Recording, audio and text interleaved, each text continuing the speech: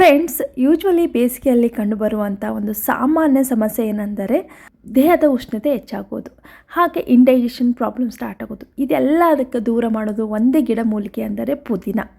ಬನ್ನಿ ಈ ರೆಸಿಪಿ ಹೇಗೆ ಮಾಡೋದು ಅಂತ ನೋಡ್ಕೊಂಬಂದ್ಬಿಡೋಣ.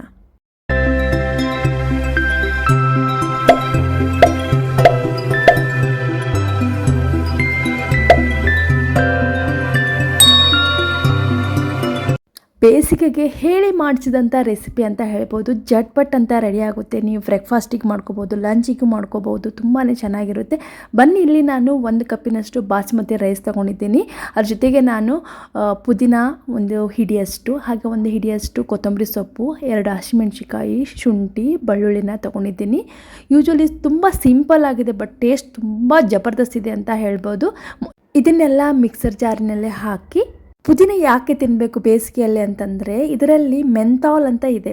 ಇದು ನಮ್ಮ ದೇಹದ ಉಷ್ಣತೆಯನ್ನು ಕಡಿಮೆ ಮಾಡಿ ಹಾಗೆ ದೇಹವನ್ನು ತಂಪಾಗಿಡಲು ಸಹಾಯ ಮಾಡುತ್ತೆ. ಮಿಕ್ಸರ್ ಜಾರಿಗೆ 1 ಟೇಬಲ್ ಸ್ಪೂನ್ದಷ್ಟು ಜೀರಿಗೆ, 2 ಯಾಲಕ್ಕಿ ಮತ್ತು 6 ರಿಂದ 8 ಕರಿಮೆಣಸನ್ನು ಹಾಕಿ ಸ್ವಲ್ಪ ನೀರು ಹಾಕಿ ಚೆನ್ನಾಗಿ ರುಬ್ಕೊಂಡ್ಬಿಡೋಣ.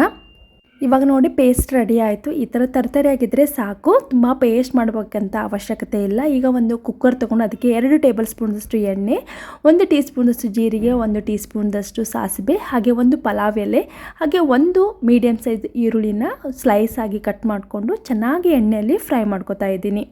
ಇದಕ್ಕೆ 10 ರಿಂದ 12 ಗೋಡಂಬಿನ ಬಳಸ್ತಾ ಇದ್ದೀನಿ. ಇದು ರುಚಿ ತುಂಬ ಜಾಸ್ತಿ ಕೊಡುತ್ತೆ, ಬಾಯಲ್ಲಿ ಮಧ್ಯೆ ಮಧ್ಯೆ ಬಂದರೆ ಚೆನ್ನಾಗಿ ಅನಿಸುತ್ತೆ. ಇದರ ಶೇಂಗಾ ಬದಲಿ ನಾವು ಇದನ್ನು ಬಳಸಿದ್ರೆ ಟೇಸ್ಟ್ ಚೆನ್ನಾಗಿ ಅನಿಸುತ್ತೆ, ಹಾಗೆ ತುಂಬ ಡಿಫ್ರೆಂಟಾಗಿ ನಮ್ಮ ರೆಸಿಪಿನೂ ರೆಡಿ ಆಗುತ್ತೆ.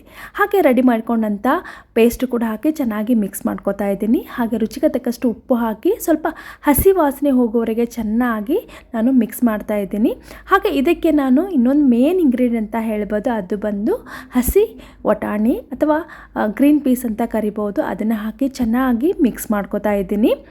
ಇವಾಗ ಏನು ನೆನೆಸ್ಕೊಂಡು ಇಟ್ಕೊಂಡಂಥ ಅಕ್ಕಿನೂ ಕೂಡ ಸೇರಿಸ್ತಾ ಇದ್ದೀನಿ. ಇದು ಬಂದು ಬಿರಿಯಾನಿ ರೈಸನ್ನು ಬಳಸ್ತಾ ಇದ್ದೀನಿ. ಒಂದು 20 ನಿಮಿಷ ಅಥವಾ ಒಂದು ಅರ್ಧ ಗಂಟೆ ಇದು ನೆನೆಸಿಟ್ರೆ ಇನ್ನು ಚೆನ್ನಾಗಿ ನಮ್ಮದು ಪಲಾವ್ ರೆಡಿ ಆಗುತ್ತೆ. ಸೊ ಹಾಗಾಗಿ ನೆನೆಸ್ಕೊಂಡು ಇಟ್ಕೊಂಡು ಮಾಡೋದು ತುಂಬ ಒಳ್ಳೆಯದು.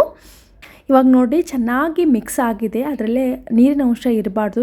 ನೋಡ್ಬೋದು ಇವಾಗ ಒಂಚೂರು ನೀರು ಇಲ್ಲ, ಆ ಥರ ಚೆನ್ನಾಗಿ ಮಿಕ್ಸ್ ಮಾಡ್ಕೊಂಡಿದ್ದೇನೆ.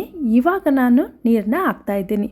1 ಕಪ್ಪು ಅಕ್ಕಿಗೆ 1.5 ಕಪ್ಪಿನಷ್ಟು ನಾನು ನೀರನ್ನು ಬಳಸ್ತಾ ಇದ್ದೀನಿ.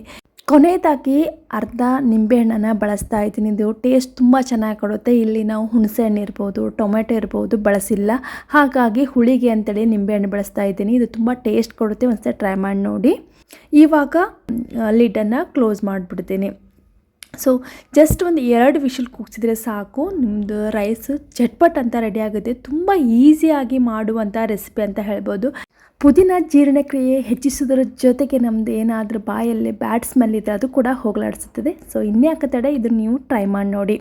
ಬೆಳಗ್ಗೆ ಬ್ರೇಕ್ಫಾಸ್ಟಿಗೂ ಕೂಡ ಇದು ಮಾಡ್ಕೋಬೋದು, ಸೊ ಲಂಚಿಗೂ ಮಾಡ್ಕೋಬೋದು, ಅಥವಾ ಇಲ್ಲ ಡಿನ್ನರ್ಗೆ ಸಿಂಪಲ್ಲಾಗಿ ಏನಾದರೂ ಒಂದು ಮಾಡ್ಕೋಬೇಕಂದ್ರೆ ಇದನ್ನು ಟ್ರೈ ಮಾಡಿ ಅಂತ ಹೇಳ್ತೀನಿ. ನೋಡ್ಬೋದು ವಿಸಿಲ್ ತೆಗೆದ ಮೇಲೆ ನೋಡ್ಬೋದು ಎಷ್ಟು ಉದ್ರಾಗಿ ಪರ್ಫೆಕ್ಟಾಗಿ ಬಂದಿದೆ. ತುಂಬ ಫಾಸ್ಟಾಗಿ ಮಾಡ್ಬೋದು.